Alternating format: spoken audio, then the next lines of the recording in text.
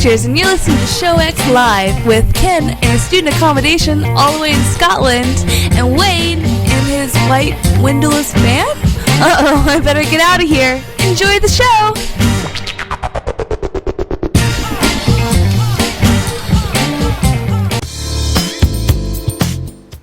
Hello, everybody, and welcome to Show X on VTWProductions.com. You're listening live at 2 p.m. Eastern and 7 p.m. GMT yet again.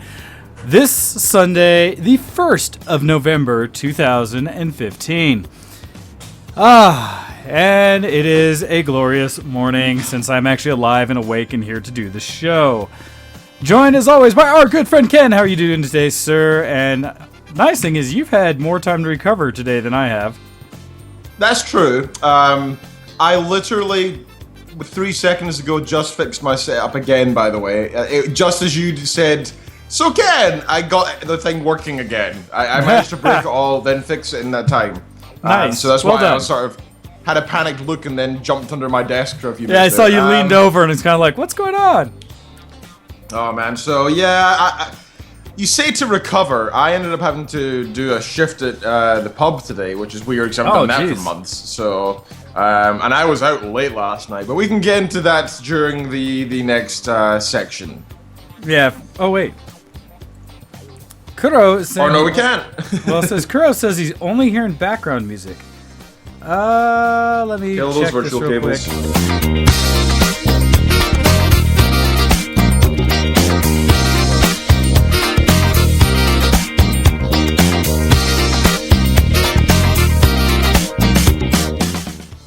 Haha! I figured it. Because the Sam broadcast had gotten jacked up in between things, so yeah, unfortunately that wasn't going. So reset, and we will fix in post. Hey everybody! Welcome to Show X on VTWProductions.com. You're listening live at 2 p.m. Eastern, 7 p.m. GMT on the 1st of November 2015. And for the parts that you were seeing our mouse flap and nothing happening, Ken and I were just talking a little bit, saying that yeah, we're getting things started today and feeling a bit different. I'm recovering. Ken's had more time, but he just said that he had to go to the pub to recover and do a shift. So that's basically catching you back up to what we just missed as I was now figuring it out. So everything should be settled now. Let's go ahead. As you were saying, Ken, you had to go to work at the pub and do a shift that you haven't done for quite some time? Yeah, so we should probably enter the next section for this. Have we done the drop? Right. I don't know. Not yet. Here it comes. Functional deviations. Hey. Alright, so yeah, in this section we talk about the sort of where we've been up to and where we feel like really, it's an excuse for us to talk crap without, because if our topic is everything, we can't get blamed for going off topic. There was some science to why we chose this. Yeah, a little bit. Yeah, so I've had quite a hectic week, which is annoying because this is reading week here in the universities in the UK at least. What which does means I've that not mean? been teaching. It means I've not been teaching, basically. It means that the kids have a week off, and in theory they're supposed to go and originally back in the day it was like a self-study week. Idea being they have lots of homework and that sort of thing. In the modern day, it's more along the lines of you still have homework, but it's not more homework. It's more just you have like no classes. So it's a time to kind of like catch up on what you were doing. It's to catch up, or to push forward, or to do assignments, that kind of thing. Or you can take it as a holiday. It's also a good time to take a holiday if you're already up to scratch. I, however, decided to break the norm, and I'm going on holiday tomorrow instead of during this week. So I had to get my something like 300 students or whatever I have all covered for next week. I had 11 classes planned, which I had to get 11 teachers to cover, and there's not even 11 teachers in the department, so that's quite difficult to do. Asking lots of favors around the place. But at the same time, they're getting the money when I'm not now, so they can't really complain. Gotcha. That's the way I see it, anyway. So getting that sort of organized has been a bit hectic. But yeah, this week has been a chance for me to do lots of my own research instead of actually having to do my, second, third, and fourth jobs. I can actually do my first job. I can concentrate on advancing the science of scheduling and heuristics and meta-heuristics and all that good stuff. Search algorithms and all that. So yeah, I've made a good bit of progress this week, and I was quite pleased with that because I actually had some time to focus on that, so it was good. I was very happy with that this week. Very nice. I also went. Me and Kitten Features have actually, as you can probably tell, I'm not downstairs in the living room. I'm now in the office. Yeah, it looks like you have your own room. It's very sparse with just some picture frames up and your speaker in the background. Well, I've also got, in the corner, I've got my amp with all the figurines on it, so all the Warcraft stuff and the Breaking Bad figurines and the likes. Then I've got some guitars behind me, a few guitars over there, Skyrim map on the door, which is always necessary. And down here I've got, well, a drinking horn, as you do, and piles and piles and piles of hundreds of books. Because we don't have bookshelves yet, so we're still in the process of doing the furniture thing. We're not quite done yet, but we're getting there. But it's nice to have a desk. I actually have a desk. I'm not sitting on a couch while doing the show. That is nice. It's great. We went to this charity shop, the Salvation Army Centre, and we picked up a bunch of furniture for about £90 to £95 we spent, and I think the quality of the stuff is very nice, I gotta say. I was really shocked. And to be honest, I think you're better off buying a second-hand thing from one of these charity shops than going out and buying a new cheap thing. So a new cheap thing is off pure quality. Yeah, it won't have scratches, but if it gets scratched, you wouldn't really care because it's crap in the first place. But if you go somewhere like this, you can pick up... Well, we got this amazing dining room table. It was £40. It's solid wood. It's got this beautiful crisscross pattern across it, and it's got this thick, inch-thick pane of glass on top. And, oh my god, it must be worth a few £100 at least, an estimate. Nice. Guesstimate, I should say. So yeah, we're really happy with how we managed to furnish the house for so cheap, to be honest. So it's nice to actually make use of all these spare rooms that we've had, just full of stuff.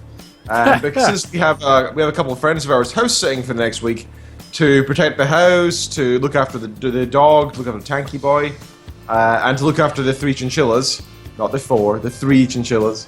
So yeah, we needed them to look after it, so we wanted to make the place look a little bit nicer for them. So all the rooms are now decked out with the bare essentials at least, so there's no longer just rooms of storage. We now have an office, we now have a living room, we now have effectively a dining room. It's nice to have all these things. It's feeling more like a home. That's one of the Look at you guys being all adult. Yeah, it's one of the most beautiful things about my wife is the fact that she can make a house a home, and it's such a cheesy thing to say, but it's completely true. Because I would have lived like we did forevermore. I am happy with boxes, and I will search through them for the thing I need later on if I need it. Gotcha. But to be fair, I probably would have had a battle station set up some time ago. But other than that, it's all about priorities.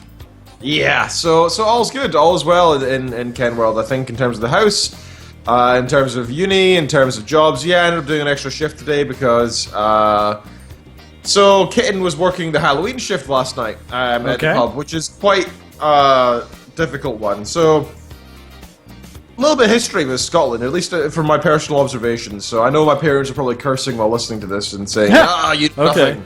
Oh, heck, yes. Jon Snow. You should not represent this country. Are you kidding? I'm so bad at it. I have really poor understandings of my own culture, so... Apparently I just lie about things. But I don't see it as lying, because as far as I'm concerned, that's what I've been believing for years, so... It's your truth. What is truth, really? I mean... It's a philosophical understanding, really, and as far as I'm concerned, it's the truth. Therefore, it must be the truth, to me at least. Yeah. So, in Scotland and in the UK in general, Halloween used to be a kids' thing entirely. Okay. If anything at all, it wasn't a very big holiday. It was really just your kids would go to nearby neighborhoods, like the nearby houses, and it'd only be to people you know, really, and they'd hand out candy, and that'd be it. Oh, it wasn't at all like ours, where we would just go everywhere, and your whole point was for kids to beg everywhere. Some would, but you're not really supposed to, right? I mean, it's not very safe for the kids to go to well, especially not now, as I'll get into in a second. Okay, I'm curious, but go ahead. Yeah, so it used to be a kids' thing, and even though it was quite a minor holiday. Through cultural oppression from the US, We have slowly been adopting several things. Never mind the food, never mind the capitalism, never mind all that sort of thing. We've also been adopting your holidays to quite a heavy extent. Which, by the way, Ken, you're welcome. Oh, I do enjoy it. I'm not going to complain, really. But Halloween is very much now an adult thing as well as a kid's thing. So pretty much everybody I know was at a party last night. Yeah. Pretty much everybody. Even I was at a party. I don't even go to parties, but I was somehow at a party. And yeah, it's good fun. Until I remembered that I'm an old man. I am the teacher. I am the teacher to the students that were in the flat. And I didn't really feel that way until I saw one of my students. That was a bit strange. Well, so I'm curious to know more about how that went, because that's one of those things that I've had stories from my cousin Hostel about, where when he was, he basically went straight from being one of the frat boys in college, going through school and stuff, and then as he was trying to check out potentially him being a teacher, and for him it would have been English and history, and then he went and did some student teaching, and he said one of the weirdest things was going to some parties and having previous students of his show up at the party, or people he was student teaching, as well as like kids that... Another one he ran into was right after he graduated, he'd still go to some of the same frat ones because the frat he was in, because he was in the area and he was just barely graduated. But then he started running into kids that he knew back from when he was in high school and they were like middle school, and that were coming up into college as freshmen, and he was seeing them after he'd graduated, like, oh god. At which point he basically stopped going to those parties. But anyhow, continue, sir. Quite a few of my fellow PhDs and postdocs, guys who've already got their doctorate, has been saying to me as well, like, yeah, going to parties is always going to be weird for you now, man. I mean, you'll enjoy yourself until you see somebody that's in your class who respects you, who follows your like command with homework and stuff, and you can put them on the spot, and you have a position of power over them, and then they see you crawling around on the floor, wasted in a pile of your own vomit. No, not really. But you know, you can. It's still a weird experience. Like I was quite drunk last night, and it was just really strange seeing. I saw two of my students last night, so that was really weird. We just sort of said all right to each other, and I think they sort of. I can see it in their behind their eyes. I can see them realize, oh wait, he's not just a teacher. He's actually a student as well. Still, oh yeah, so he is. You're losing that air of like authority and respect. It's fine. Next time I'll just have to go in and I don't know, have my sword at my side. Or the cup. I told you before about the cup of authority, right? You always have a cup of authority with you. No. Right. So it's a teaching secret. In most university classes, in classrooms and lecture halls and labs and all that place, you're not allowed food or drink. It's banned. But if you're staff, nobody tells you off. So what you do is, no matter whether you're a baby faced or whether you're wearing a silly t-shirt or whatever, if you're the teacher, you walk in there with your cup of authority. You're showing them, look at me, I can use a cup. Geez. I have a cup full of coffee because I'm an old man and you're not. That's so funny. the cup of authority is very important. So you make use of that. So I'll implement that again. I'll have 3 cups of authority. There you go. Yeah, so that was a bit weird. But the other point that made me feel really old last night was when I was at this party, and it was Graham's girlfriend's party. You know Erin, right? Oh yeah, she's Erin lovely. was having a costume party. It was good fun, and thing is, she's a couple years younger than us, so she had all of her uni friends there. You make that sound like that's a bad thing. It kind of is, dude. They're all doing. Oh, that's drama right. You're a married man and such. Yeah, that too, yeah. And they're all just. Plus, they're all girls. Like, I don't want to get sexist here. I want to go down into a route here that could be deemed sexist, but we can discuss that. You better hurry up, since I think right now, at least in the IRC, we only have guys listening. So. Oh, okay. Yeah. So. I found that at parties, when people are drinking, guys tend to either get aggressive and girls get emotional, right? It can go vice versa, but generally speaking, you'll find that girls get emotional, guys get aggressive. The only guys there was me and Graham, and a couple others who were only there for a little bit. So it was me and Graham mainly till the very end. I should have been there. Otherwise, it was like 10 girls, and they were all like Oh my god, they just started fighting. They just started bitching about stupid stuff. And to be fair, I remember again, even just those like 2-3 years ago, I remember back when that was like vitally important. When you're at a party and everybody falls out, and the drama is so important. It really changes your life every single day. It's so masterful and so important in your life. But no, that is every child in school for every level, no matter what it is, because it's this microcosm of their thought on reality. It's the most important thing to them in their world, so every little BS event that won't affect them the next hour suddenly becomes like the end of the world. I just I joke about that a bit because I see it all the time, where people will make these things where it's like, oh my god, this is the most important crazy thing that's ever going to happen in the world ever until tomorrow, and it's like, oh, now you're mature, and that doesn't happen or matter. Yeah,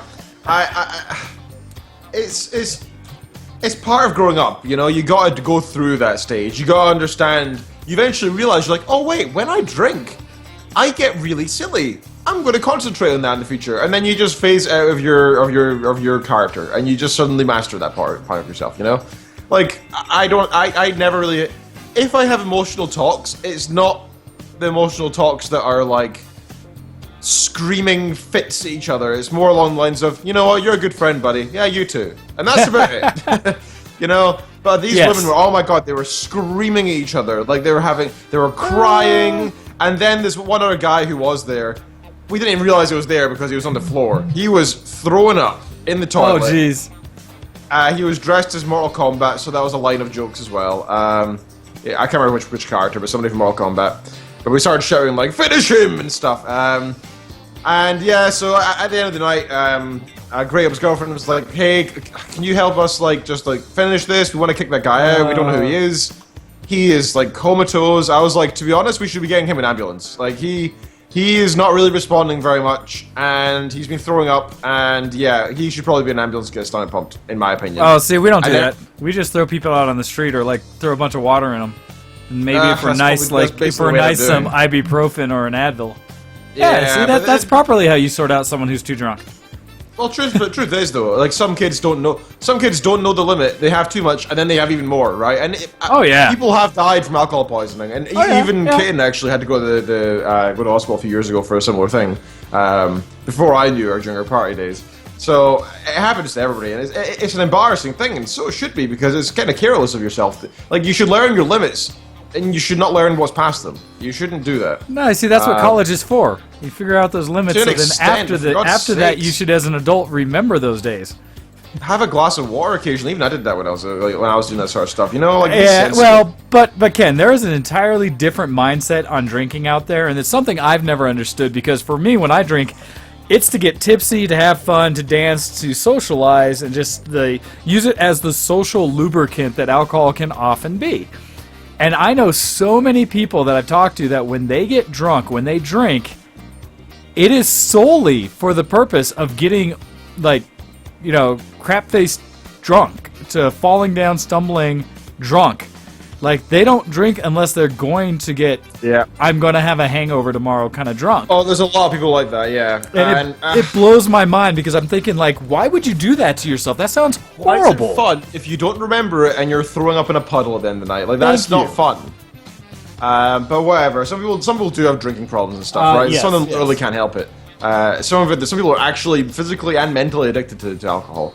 But in this kid's case, I think he just had one night where he just drank too much. He was going to try and show off. He partied hard. Girls, right? Who knows? But nobody knew his name. Nobody knew who he was. I guess his friends must have left him at this party. And we were just like, oh man, he's like one of the last few here. We gotta get him out of here. He can't just stay here and throw up all over like Erin's floor all night. So me and Graham picked him up, and we carried him downstairs, and we got him in a taxi and got him sent off home. So that was all sorted and fine. But sorry. So that was annoying. That's what happens though. But I made me feel very old. I felt like the adult, you know. It was. Well, yeah. The other side is whenever you're at a position where you're realizing you're having to help manage people who've taken it too far, you will start feeling adult at that point, where you're kind of like, am I the only one that realizes that was a bad idea and want to like avoid how bad it could be here? Yeah, that's a thing. Yeah, that's true. Oh, so yeah, my parents have messaged me, by the way, because they were right and I said something wrong. Mine now, kids, don't come to my door and say trick or treat, or you'll get drop kicked off the doorstep. I'm Scottish, you're Scottish, and we're in Scotland, not bastard in America. We go out guising here in Scotland. Oh, Whoa. and it's a turnip, not an effing pumpkin. That just sounds like old people not wanting to have fun. It's called trick or treat nowadays. Sorry, Dad, it is now. Times are changing. Anyway, yep. So that's been my week. Okay. I think that's everything. Yeah, but I ended up doing a shift today, and I'm quite hungover, so that was fun. But it's been I've had a good week though. I'm really looking forward to tomorrow. That's going to be the best thing. I can't wait. Traveling, hot sun, and pool, and all inclusive. I'm gonna get to eat my face off. Nice. I love holiday food. It's just the best. I can't wait. Any holiday when I was a kid, I cared very little about like where we were, the cultural side, anything like that. And I only remember food details about holidays of my childhood. That's it. I remember like eating a hot dog in Disneyland Paris. It was a good hot dog. I remember the spaghetti bolognese when we went to Greece. And it was really good. On Bulgaria, because they had this really good cheese. That's honestly all I remember about these holidays. It's kind of pathetic. But that's just how my brain works, apparently. Knows what's important.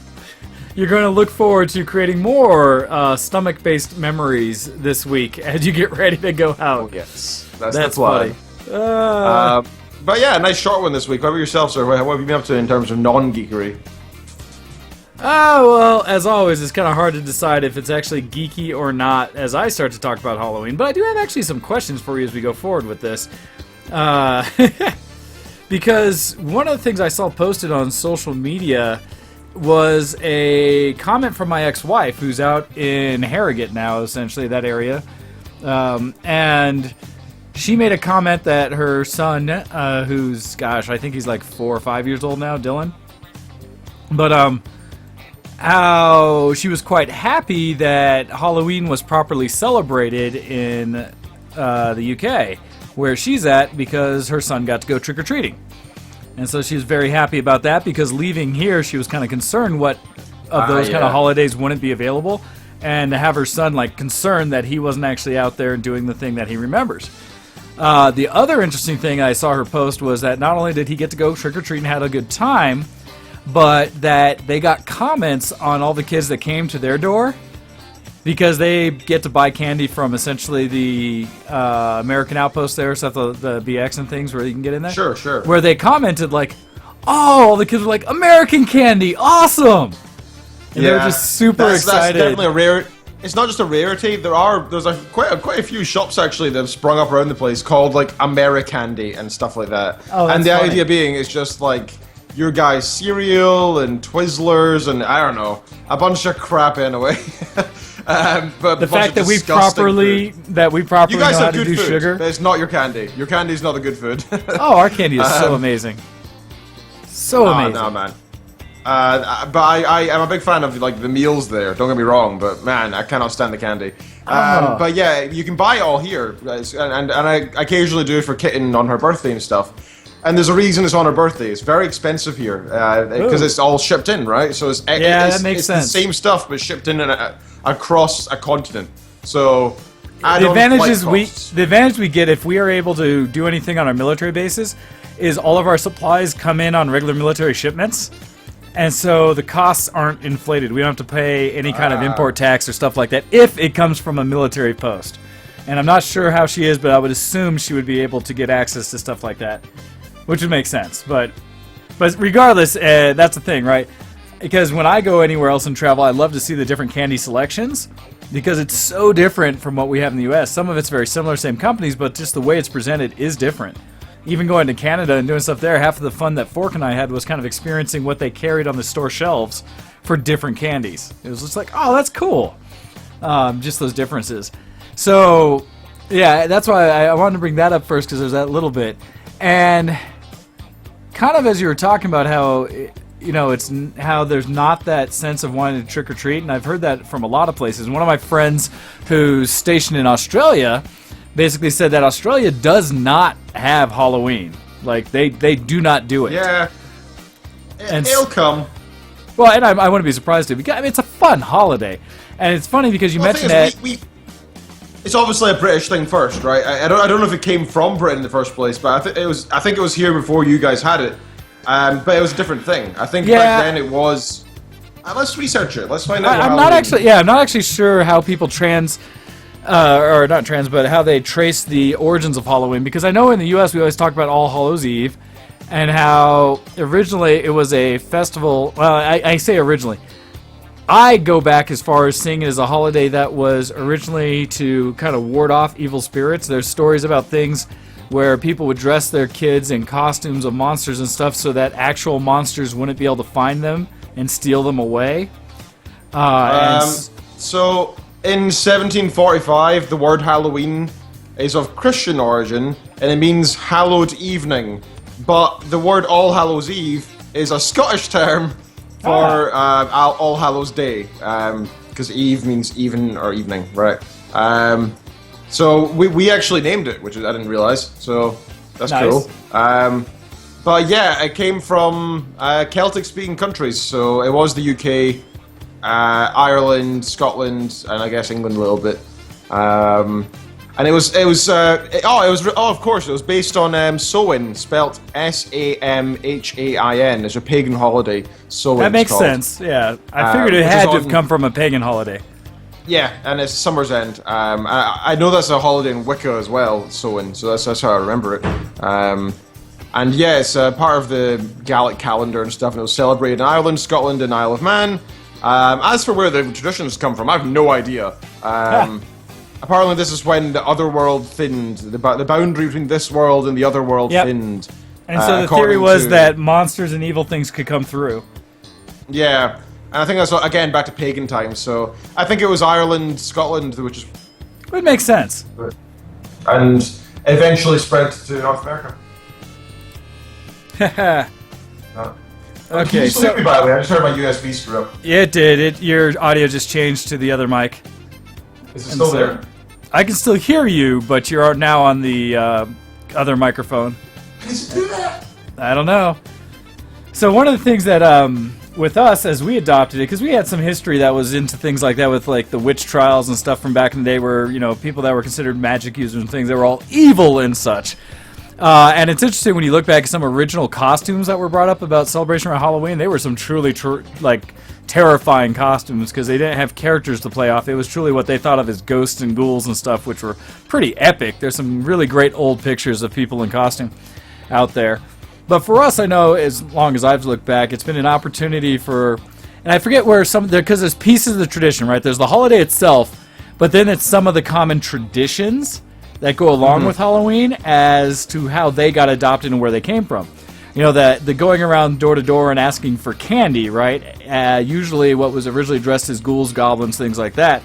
And where those traditions came from that I honestly don't really know.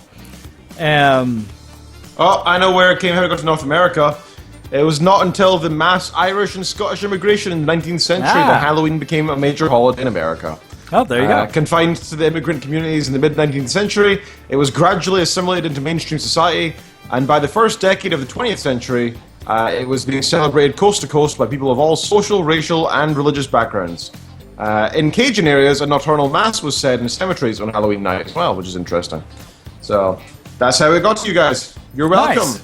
Well, it's one of those things that the holidays, you know, and we talk about all the time, most holidays are focused around some kind of religious event, some kind of significant, you know, yearly kind of festival or something like that have been incorporated, partly to be able to pull other religions, you know, people into a religion and things like that. A few reasons like that. But it's interesting, like I said, to see how the traditions of them start to morph and change over time. I always find that to be quite interesting. Have you ever seen the Halloween outfits or costumes from like the 30s and 50s yes. and stuff? That's what I think I was talking about earlier. Creepy. They really did it right. Man. Yeah, people with just like burlap sacks over their head, cutouts and stuff, looking like what they called ghosts or something that just really looked like mass murderers. Everyone. Yeah. No, I think it must be where a lot of modern films get inspiration, to be honest. Oh gosh, yeah. You see any of those, and it's. That's scary. That's something where if you walked up on a field or something, saw people like wandering through like that, you'd be like, and other direction now. So yeah, but that's one of the things I love about Halloween is that you called it, kind of a minor holiday. For me, it is probably one of my favorite holidays of the year. And I really look forward to it every year. And it's become that way more and more. I realized from way back in the day, and it's one of those things, again, if I had known about all the other cultures out there before, growing up more, I would have realized I was a cosplayer my whole life because the effort I would put into a lot of my costumes and stuff like that I play. Yeah. But now I have names for a lot of it. And I always embraced Halloween to the point of times where at my parents' house in high school, I laid out my dad's coveralls, nice thick winter type coveralls in the snow with I told this story years ago, but with like a log next to my head and a pumpkin on it, like on the other side cut as a jack-o'-lantern, and an axe cut into the log like I had just been beheaded. And I had the top of it up over my head so I couldn't be seen, and I'd wait for all of 5 groups of trick-or-treaters that came to the house because we lived kind of out in the country. But when they came up, I'd wait for them to come right to the door, and then I'd jump up and be like, "Rah!" after them and just freak them out. And so this is something where I've enjoyed scaring kids and getting into the Halloween theme for years, most of my life. I've always enjoyed it. I remember my parents, back when my mom would sew us costumes, I remember specifically being made up to be a big pumpkin at one point and filled with like newspaper to bulk it out. So I was a big round pumpkin and had a little hat and stuff. And I had to have been like 6, 7 years old at the time. So I've always remembered Halloween, and I remember going around with pillowcases instead of all these fancy buckets and things you could get like this. It was literally you went to your bed, pulled the pillow out of the pillowcase, and that was your Halloween bag to go get candy. And I can't remember. I know there's at least been a time back in the day when my parents or my mom would take us kids out to Halloween and actually like trick-or-treat and stuff, and it was still daylight and stuff, but at some point way back, us kids would always wander on our own. And we had pretty decent neighborhoods where, you couldn't really get out of our neighborhood much. It was just one big kind of subdivision full of houses. So it was relatively safe, and all the kids were doing it. Like, every kid in the neighborhood went around, and you hit every house that had a light on. And we would come back with pillowcases stacked with candy to the point where you could almost not carry it. And there were, 4 kids in our family. And so the 4 of us would kind of together go bloom all the candy we had, and it was just a ridiculous haul. So I remember back to those days, and just to me that was Halloween. And even at some point as a child, I remember when I was just old enough that I was kind of in charge of the group that was out Halloween trick-or-treating. So it was like me as the eldest kid. I think I might have been 8 or 9, and I was shepherding all the other kids, like another group of like 8 or 10 of us around house to house. I remember I would run ahead of everybody and like get in front of a car that was parked in the thing and wait for them to come by and jump out and scare my own group. They said Halloween has always been that for me, where it was just a blast, just fun to get in there, scare people, to be part of this whole event. And so I love it. I love the holiday. And the weird part about it for me, though, and I talk about this all the time, is as I'll talk to a little bit about my setup and what things we did, is that as much as I love doing all that for Halloween, I hate being scared. I hate it.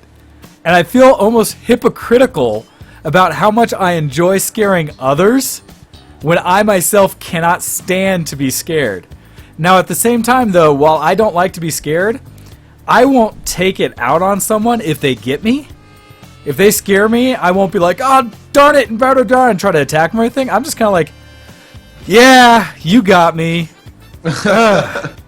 Heart beating and just like, this sucks, but I don't get mad. Never to visit you during Halloween, by the way, because I don't think either of us would enjoy continually scaring each other.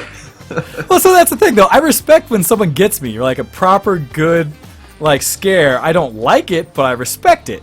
And so, again, I don't get mad or retribution or anything. I'm just like, damn it. I hate it, but I love getting that reaction out of others. And I found that there's so many people in the world that enjoy being scared. Like, for me, I can watch a scary movie, but I tell people all the time, when I watch a scary movie, even as a kid, sheet over the head, limiting my sensory input from the movie. So I'd be watching it over, peek through crack with, plugging my ears, because that way the loud noise wouldn't scare me and stuff like that, and I could deal with it better. but I'd still watch it. And I could never do them by myself. I've started scary movies on my own, and I'm just like, nope. I'm going to wait till there's someone here with me. You know, because I deflect a lot of that energy of me getting scared to someone else getting scared and observing how they fear it. And it makes it like a lot easier for me to handle. Same thing with haunted houses, with just you name it. But for me, you know, with that, so getting into a little bit what I did here, because there's two parts of what I want to talk about with Halloween for me. One was the party I threw last night, much like how you were out there, and you didn't even talk about like how you were dressed, because jokingly on our side, I saw your photos, and it looked like you guys had a huge, like, wrestling mashup kind of thing going on in Erin's house, in her apartment or wherever that you guys were together. That it was just like, I saw face paint, I saw her dressed as a female Hulk Hogan with bad hair and mustache and all. So Graham went as Spike. That was his plan. So he had clothes based for it. I didn't prepare whatsoever. Like, I knew I wasn't going to prepare, and I was planning on just buying some crappy mask. Yes. But I went to the costume store yesterday morning, and oh my god, the line was out the door, and I was like, I've got like 10 minutes. I was just going to drop by. I don't have time to buy anything. So I went did all my duties all day that I had to do, and I still didn't have anything by nighttime. And so Graham was like, I've got some face paint. Do you want to try something? I was like, I guess. I'm not going to get in the party without being dressed as something. So he went as Sting from WWE. Yep, so I recognized that. See, I was curious. Is that an actual character, or is that just... No. Okay. Because the joke we make... Whenever everybody asked me why I was like, not Sting. I'm the anti-Sting. And what was I going to say? Oh, shoot. Yeah. Oh, by the way, worst part of the night, though. Do you know when you're, like, shaving... And you're gonna like completely shave your face entirely, right? Yes. So you're getting rid of all your facial hair. Yeah, you're shaving everything. And when you're doing it, you do it kind of funnily, right? You don't just shave it off. You cut down. You give yourself mutton. Normally you trim. You cut this bit, and then you give yourself a little Hitler tash, and you're like. Yeah. I don't do all that, but I usually trim everything short, and then I start, boom, because it's much easier than trying to get through the mat. Yeah, it's true. But you have fun with it as well. You can be silly, right? Yeah. I usually do that, but I kind of had that experience by mistake yesterday, and it was a bit more extreme and more racially insensitive. Oh, jeez. So I was at Graham's, just me and him, and his was a white base with black paint over it. Yes. Mine was a black base with white paint over it. Did you start out with blackface, Ken? So I was like... Did you do blackface, Ken? I was 98% through finished, just doing the base, which happened to be black, and I just looked at myself in the mirror and I was like, I hope a fire alarm does not go off right now. If I'm forced to go outside, I'll lose my job. Because this is extremely racist right now. But no, it was fine once I painted all the white all over it. But yeah. Oh man, just for a few seconds I was like, oh god. Please, no fire alarm, please. Don't let this happen. I don't want people to see me like this. No, that's hilarious. Don't take any photos, please. Yes, Ken in blackface. No, it was funny when we saw you. So one, Graham, when he shaves everything, God, does he not look like a child? Yeah, he looks so young. Because I saw pictures, and when I first saw it was Graham, I was like, I recognized him. But I was like, is this from years ago, or is this now? Because holy crap, does he look like 16. And then the other thing was we saw your picture of your face makeup because there's only like one or two of you in it. And the comment we had here, and I don't know if it'll make reference to you, is I think it was Fork or someone mentioned that she thought you should have been wearing a jumper or a tracksuit because you really looked like a Juggalo. I had one person ask me that all night, only one. Just ask if you were a Juggalo? I had somebody else say, Kiss. I was like, no. No, definitely not Kiss. Definitely not Kiss. But no, the way your face paint was up, it actually looked like, what's the lead singer, the big guy? But it looked like the way from, what's their name? ICP, from Insane Clown Posse, the lead singer, the bigger guy. Your face paint was actually very similar to how he normally carries his, and I was just like, whoa, that's actually pretty good. I know of them, but it's only through Kitten Features because in the UK that doesn't exist. There's no, at least as far as I'm aware, there's no movement like that, and no Insane Clown Posse. What? You guys don't have any Juggalos? No, it's not really see, a I thing. figured Neds would be all over that. That's their music. No, they prefer really bad trance and rave. Oh, they're into. Really, I didn't realize your Neds were all ravers. That's funny because here that kind of the trailer-ish kind of concept, or they go into white people silly rap, I guess, as well as hillbilly music. So it's insane. Yeah, it's ridiculous. But admittedly, I do like their music some. Well, that's okay though. You are allowed to. So I've got a thing I'll try and do it for later in the show, but there was this thing on Funny Junk, right? Sorry, a bit of a tangent here. We're talking about Scotland and accents and stuff, and that's what I was thinking of. There's this one scene in Jeremy Kyle, which is like the Jerry Springer of the UK, but it's a bit more scummy. It's not, you don't see normal people on it. They intentionally find people who've been on. Wait, you're assuming Jerry Springer finds regular people? That's all scummy. Some of them aren't as bad as. From what I've seen, some of them are not nearly as bad as what they could be. So I'll see if I can get I don't know if I can get it, but there's this section in the show anyway where there's these two Scots, and I can tell that they're from Fife, so my area, and I can tell that these are Neds, right? Or at least they wear Neds and they grew up. But they're pretty scummy, right? They're the lowest of the low. They don't speak English very well, and they're fighting over how many times they've cheated with each other. That's literally what they're doing in the video. Jeez. Pretty terrible people. And I saw this and sort of laughed because, it's always funny to see Scottish stuff on Funny Junk. And I go down in the comments and people are genuinely saying, a lot of Americans were saying, I have no idea what they're saying. Like, I legitimately can't work out what a video says. Like, what? Is that a different language? And so I went in and I said, so I'm a Scot and I'm also from the area that they're from, so let me translate. And I spent like a couple minutes I just translated it for them. And some people were like, no, they're not saying that. Then others were saying, I can hear it now. I don't like it, but I can hear it. Well, yeah, so once you get a basis to it and you can start understanding like what's actually being said with those thick, almost made-up accents.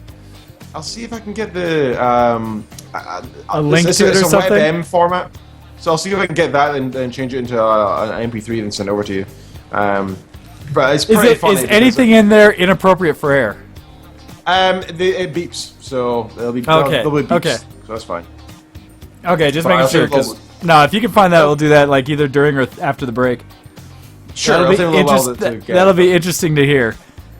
All right, so as we to bring us back towards what I was talking about with Halloween, the thing I want to talk about before we get to a break is that so my setup for the regular Halloween thing is finally finished my costume and all that, got that sorted and put together, and I think it came off fairly well. Most people seem to like it, although I need to do more to get my hair to actually mushroom out because I couldn't get to hold up like it should, like that more. I put a headband on to try to do that, and it still just flopped back over and looked like my fro. And so I have to figure out a different way to get the hair to actually stay up and then come straight out for the character, because I was doing Garderbelt from Panty Stocking, which I'm not surprised nobody knew who it was other than Fork. And I had to link it to people. I showed a few people at the party an episode or two, and everyone had similar responses where they were just like, what the hell is this? And I'm like, yeah, Japan.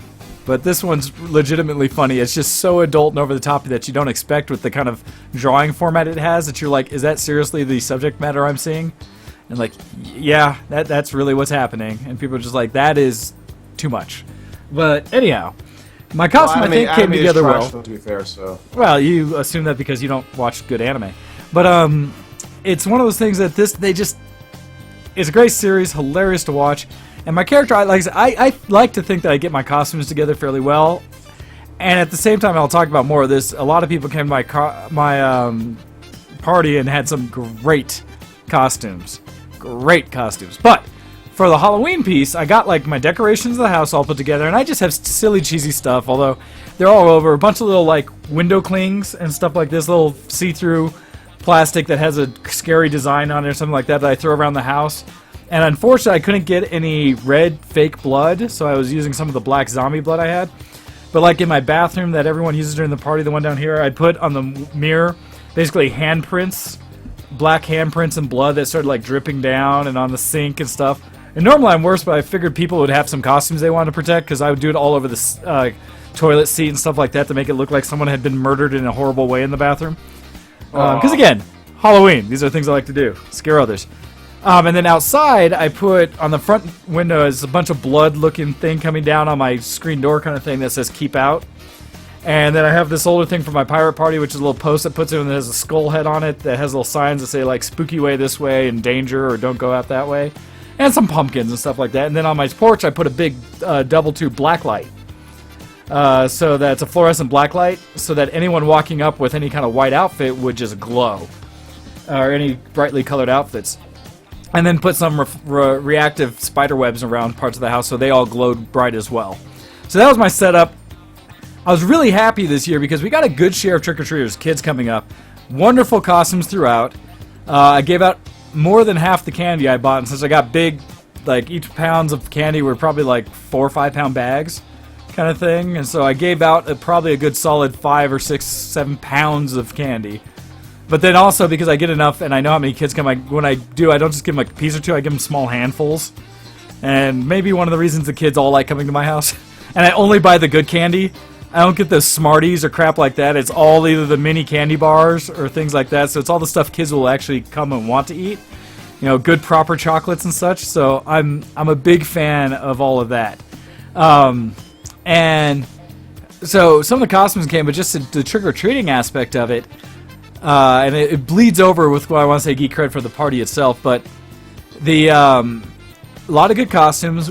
Some of the things I remember in particular is like there was one gal that came up, just a younger one, that her and her brother, whoever she was with, she commented, like when I saw them, was kind of talking this and that. She basically said that, or how did I do it? No, I don't want to do that, you evil thing. I have this stuff trying to do things. I'm like, no, don't do that. There we go. They, what was it? She came up, and I forget what he was wearing. It was something like a ninja costume or something, but whatever it was I saw, I was like, oh yeah, nice, this, that, or what that you have.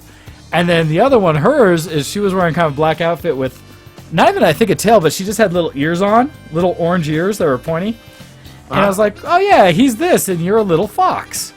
And she stopped, and no crap was like, thank you! I was like, what? She was like, everybody keeps saying I'm a cat! And no! And I was like, well, no, you have little orange ears. Of course you're a fox. And she was just like, thank you, you're the only person tonight who knew I was a fox. Did you ask her what the fox says? No, I did not. But it was funny because it did make her night that at least I figured out what she was. Nice. And she was just like, what? So yeah, that was actually funny. Reminded me of another little story as well. There was this girl at the party last night who I felt really bad for because I was there with 3 other guys, right? And they're kind of more jockey, sporty kind of guys. Not including Graham, the other 2 were more sporty kind of jockey guys. I saw the 2 that looked very twin-like. Yeah, those 2. So they're they're good guys and I like them, but they had a few drinks and they were being a bit over masculine. Gotcha. I think they're trying to show off, sort of thing. I mean, I feel bad mouthing them because I do like the guys, but yeah. Hey, so this people girl we comes love over. can act fools at times. Yeah. So this girl comes over and she's with her group of friends or whatever, and she is dressed entirely like a wood elf. Like she has the ears, nice. She has her hair in braids, blonde hair. She made a bow. She made a bow. Awesome. She So made cosplay level elf costume. Oh yeah, it was. It was really good. It was really well made. She said she spent 2 days on it, and that it seemed like she spent more, to be honest. She made her own arrows and stuff. They didn't have arrowheads because that'd be illegal, but she made like, you know, she had like a what's it called? Oh, the thing you boyer. Quiver. Quiver, that'll do. Yeah, quiver and all that stuff, as well as like proper clothing as well. And it was like proper elf. And we said to her, like, I was like, oh, are you just like a general elf, or is it like Lord of the Rings specific? She's like, oh, I was kind of inspired from Lord of the Rings, but it was just generally elf. And I was like, oh, it's just really good, well done. You should be proud of yourself. You put a lot of effort in, clearly, sort of thing. And I played with her bow. It was pretty cool. And then these other 2 guys, Careful there. were like, they're kind of like laughing at her and saying like, oh, so it's pretty geeky, isn't it? Loser, and stuff like that. And I was just like, like, I think they were trying to like just show off and be guys and be like, hey, look, But it wasn't cool. That's why. So I said to her after, I was like, look, ignore them. That's a really cool costume. Don't feel put down by that because they're drunk and they're idiots and they're trying to good be on guys, you. you know? Yeah, good on you for that because it was such a shame because she was just this wee girl who was just like, I made this costume and she was all very happy about it, and they totally put her down. If I had been there at that kind of costume and seen something like that, I'd have been freaked out, right? I'd been like, that is awesome. I was. I would have totally been into really that. cool, Just been like, I mean, I would have geeked out for a while and been like, oh, how'd you make this and that? People who don't understand good costuming and can't respect it because they're jocks. Ugh. Yeah. That's all right. Well, and there's jokes, right? There's a meme out there when it comes to Halloween where cosplayers, it's kind of a joke parody thing where cosplayers say, like, ask a cosplayer, and it talks about Halloween, and cosplayers going like, oh, I hate Halloween. And really, we all love it. But, it's like, what? It's like, yeah, so you mock us every other day of the year when we go to conventions and dress up and do all these things, and then one day a year, you come out and dress up in all the things we love, and then you go so far as making them all slutty. And just like this whole rant about, people who only appreciate costuming one time a year. And the rest of the time they give us crap. It's like, you know what? Bugger off. But That's funny. All right, so I do have it queued up. And what we'll do is I'm going to cut our mics so that people can hear it. And then afterwards you can translate. So also, before we launch it, if everybody's in the IRC and you're listening live, you can actually... could you have the IRC on the video, right? Yes. If you're watching the YouTube if you stream, post you can a link, see it you now. should be able to, yeah. Just look at the IRC. You can see my translation that I put on Funny Junk afterwards. Okay. So there's a male and a female there, and Jeremy Kyle who butts in at one point. Okay, so yeah, we'll let it play, and then I'll let you read kind of your translation. So pay attention. All right. It's going to get loud music for a second. I'll go to the next track. It's going to play this 21 seconds of something, and we will try our best to understand it. All right. In fact, what I'll do is I'll play it twice so that people can try to understand it, okay? But did I date apart from that, did I? Yeah. You did? Wait, but so good, now you're going to say, see when you finally get the balls to admit it, you're going to say one or two lasses. It's clear, no, I'll keep it and guess what your daughter will say when she's I do it honestly, and do you know what? What's the point? And you're going to hit me on the next couple of days. All right. One more time. I'm going to try to play this one more time. Ready? Listen carefully. Wow. One more time. When I selected somebody else, I tell her that. But it's there. But did I date apart from that, did I? Yeah. You did. Wait, but so good, now you're going to say, see when you finally get the balls to admit it, you're going to say one or two lasses. It's clear, no, I'll keep it and guess what your daughter will say when she's I do it honestly, and do you know what? What's the point? And you're going to hit me on the next couple of days. Wow! Alright, so the one part I was able to understand before reading your translation was essentially, the part where it's like you finally got the balls enough to admit that you were chatting up two gals, essentially. Yes. That's the one piece that I, no crap, think I got. Everything before that was like, you're an ass, blah, blah, blah, blah, blah. Okay, sleeping with. See, that part, because there was something in there I could say. Alright, so go ahead and read your translation of that, or say what you said. Okay, so this is not going to be in Scots whatsoever. I'm going to speak normally here. So the guy, I'll go guy, female, okay? Guy said, when I slept with somebody else, I told her. And she goes, aye, but it's there, pointing at this card that he has of DNA or whatever. Okay. Aye, but says the guy. And the girl says, but I didn't do anything apart from that, though, did I? Did I? And the guy goes, well... She says, you did! Went back, so good riddance. Now you're going to say, when you finally get the balls to admit it, that you're going to see one of two lassies, meaning one of the two that you slept with. And Jeremy Kyle says, you're throwing it away, eh? Trying to throw, petrol to the fire because it's good for the show. And the girl says, it's clear that I'll beep, keep it and give it to your daughter, and when she's beep, I'll do it honestly. And you know what? What's the point? When you're gonna hit them all in the next couple of days? So basically, they're having an argument about the fact that the guy Wow. and they both slept around, but they're talking about who told the other one the truth or not. It's some disgusting stuff going on in their relationship. Oh, I don't know why jeez. they're still together at this point. Obviously. Yeah. Well, because like minds, I guess. You know, when people, I Lost do similarities, not. I suppose. Oh, that's insane. So, in a way, thank you for that because that was bizarre, and I definitely did not get that when I was hearing it. I heard that one part about the two lassies, and I kind of caught that much. The rest of it was, yeah, that was gibberish to me. And listening twice, it was gibberish. A lot of people, like I remember back in high school, they'd make fun of me for speaking too proper, like this, and because they'd speak like that, right? Yeah, And I no, was that's like, not speaking Scots. You're speaking gutter speak. That is just a special just lowbrow speaking version of Scots. Yeah. That's just you speaking without thinking. You're stuttering, and you're just vomiting whatever's in the front of your frontal lobe right now. Like Yeah, it doesn't actually filter at all. It just comes out. Yeah, and it's not an accent thing anymore because there's nothing wrong with an accent. The Scots accent's fine. Most people can understand a Scots accent. The problem is when you live in a small community. You refuse to go to get educated, and you just fester with your family and friends in this tiny little cut-off community, and you bounce off each other and develop this strange dialect, and you speak really fast. It's just like, calm down, just relax, stop cheating on each other, stop having sex with your sister, and just become a normal human being. That's Jeremy Kyle, though. You don't go on there to see the highest examples of. No, these are things you do when you want to make yourself feel better about life because in the decisions you've made, because it's pretty damn challenging to be worse off than the people they bring on. That's exactly what it's there for. Is to make you look at it and be like, I've not got it so bad. Yeah, exactly. That's what it is. It's like, nah, maybe life's okay because these people are insane. I could be that guy. Exactly. Oh, yikes. Yeah. All right. If you want to laugh, if anyone wants to laugh, go look at Best of Jeremy Kyle. It'll make you feel better about yourself.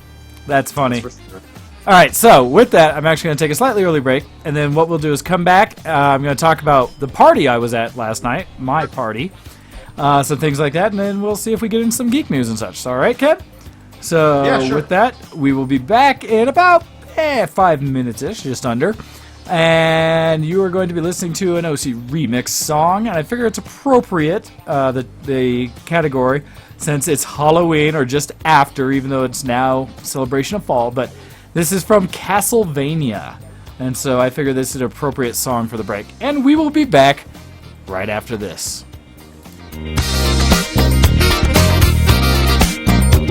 Send in your emails to showx@vtwproductions.com.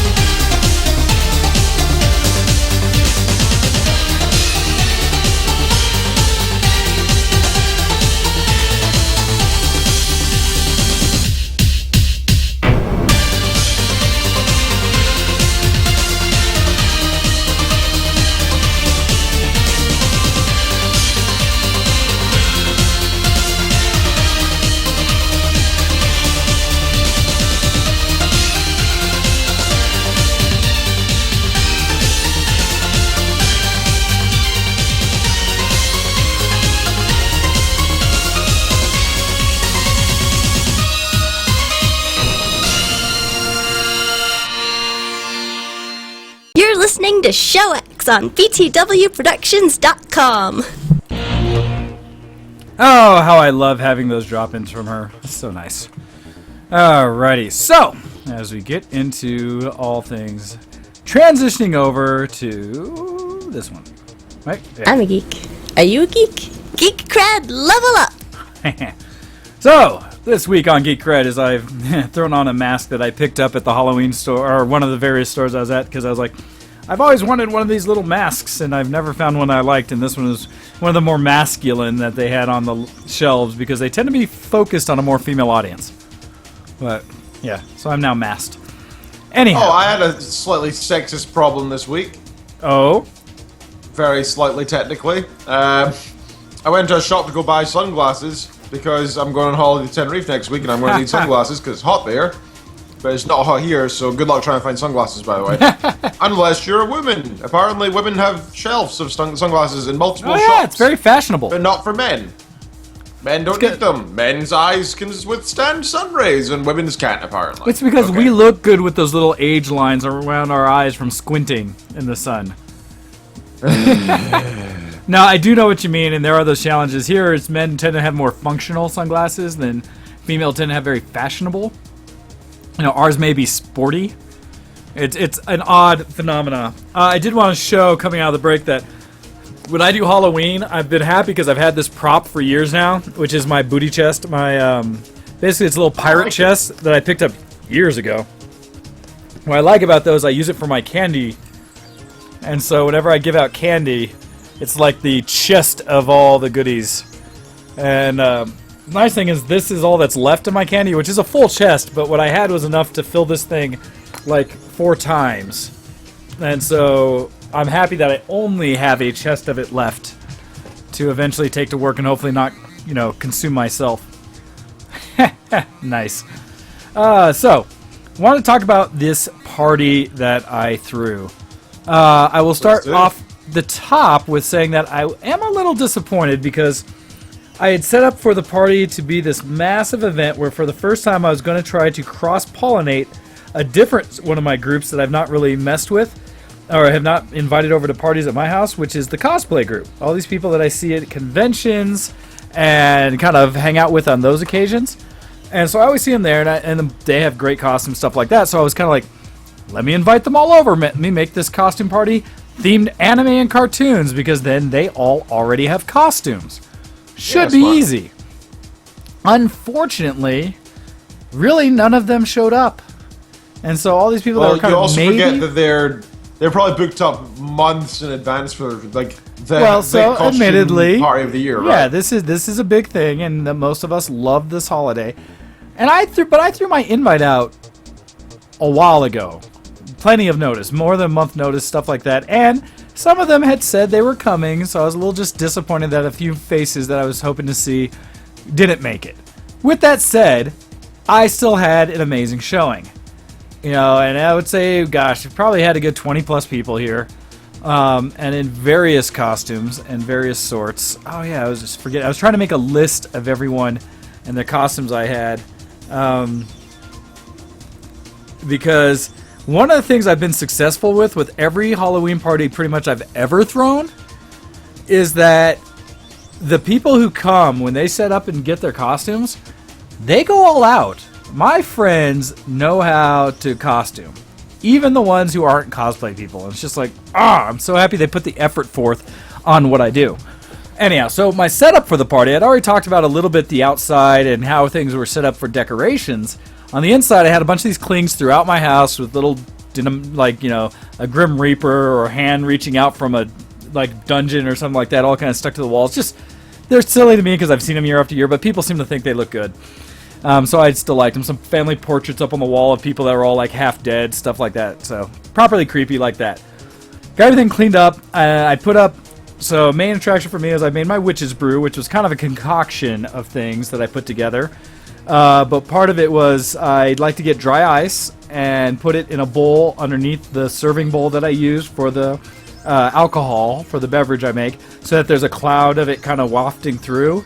That effect of dry ice, pour water on it, just kind of a cloud effect. So I like doing that because the dry ice for like 5 proper pounds of it is like $8 or something. It's fairly cheap, easy to do, neat effect. You just have to be careful because it's dry ice and will burn your hands if you're not careful. Will freeze them to the point of needing the hospital. So you have to have gloves, and don't put it in the drink. you kill people. But so other than that, though, that was awesome. And then. The concoction I made was kind of off the idea of other drinks where I was trying to make it green, and I kind of mixed a bunch of stuff together, mostly vodka based, a little bit of Jello and other stuff in it, but it actually came out pretty good. And if I'm mean, I would normally make these drinks with like Everclear because that's straight grain alcohol, and it's basically 190 proof if you drink it, which is kill people type. So this is just vodka, but it was tasty and all. Made some other Jello shots. Oh, I don't think I brought out my Jello brain. Damn it! I got a mold of a brain and filled it with Jello and had it come out so it'd be like this red brain you'd have to cut open. Darn it, I totally forgot to bring out my Jello brain. I'll have to, yeah. Part of the lessons learned is I did have a lot of people, but I made enough stuff that I'm still going to be consuming after-party food for like weeks, as well as after-party drinks, which I would be having now, except that I got to take fork home today, so I have to drive up and back. So instead, I am drinking lovely agua to cleanse my system and keep me well off until, so I don't have to drive I'm on the British version of water, which is tea. there you go. It's amazing how a simple drink like water can taste. But with that, so I had all that set up, and then I went to food, snacks, and things like that. For entertainment, I had games out, Cards Against Humanity and some others. I think I got people playing Categories this time, which is great. That's an old party game. Other things I did, though, being a geek, is I set up my computer behind the television. I installed a few games on it for scary games that people could play. And I went out and bought a new Xbox controller, just cheap one to throw out there, because then anybody could play. And from the couch. A little extension cord, stuff like that. So with that, I put on, like, Outlast. I put on... There was one I didn't end up playing that was like a picture one. I put on Limbo, the old side-scroll, kind of dark noir, whatever looking one. Put on, I had like Amnesia on there, as well as Slender, The Arrival, and they all played with the controller, which was great, so they all worked. Went through some with better success than others. I'll say the best was Limbo, because my buddy Neil used to live here. He played it a lot, and everybody liked watching him, because Limbo is one of these games that it's not hard, but it's a puzzle game. And it's neat, though, because when it shows you the next puzzle, it's probably guaranteed to kill you, and usually in a graphic, horrible way. Whereas even though it's just a shadow, you see something horrible happen to your character, and you're like, ah! So for Halloween, it was kind of everybody watched it like, oh! Which is fun. The whole people kind of watching that as others were playing cards and stuff. And then Outlast was great because that was, the jump scare kind of thing.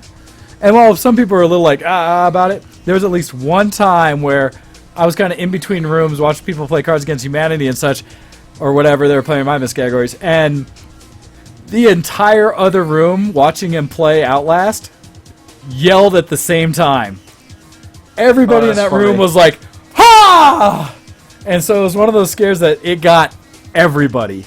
And I was like, even if it was only one moment during this whole gaming session or watching people play and doing other party stuff, that was what it was for. Done. I was good. So total success with that.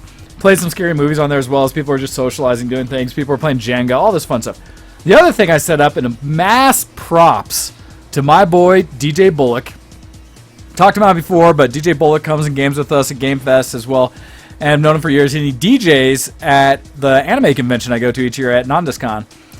Well, he brought his equipment over to my house, set up in the basement, which I cleared out from Game Fest to make, for the first time really, full dance configuration. And in doing so, he has this massive subwoofer. So he has like monitor speakers that you know that like on stands, the nice ones like that you'd see at a DJ or someone with portable rig. This subwoofer he had, the box it was in, and it's portable, has wheels on it to move this massive thing. Took 2 people to carry it. You cannot carry this as an individual. But the way it sets, I think it has like a 15-inch subwoofer in it, in a box. But the thing, size-wise, the overall box was a good meter long and tall and about a half meter thick. And just was this heavy brick. And he set it up with the sole purpose of saying, like, I'm curious if I will shake off your floors. But he got it all set up in the basement and got it playing, and it was loud. It was proper, like, you could have talked to the person next to you.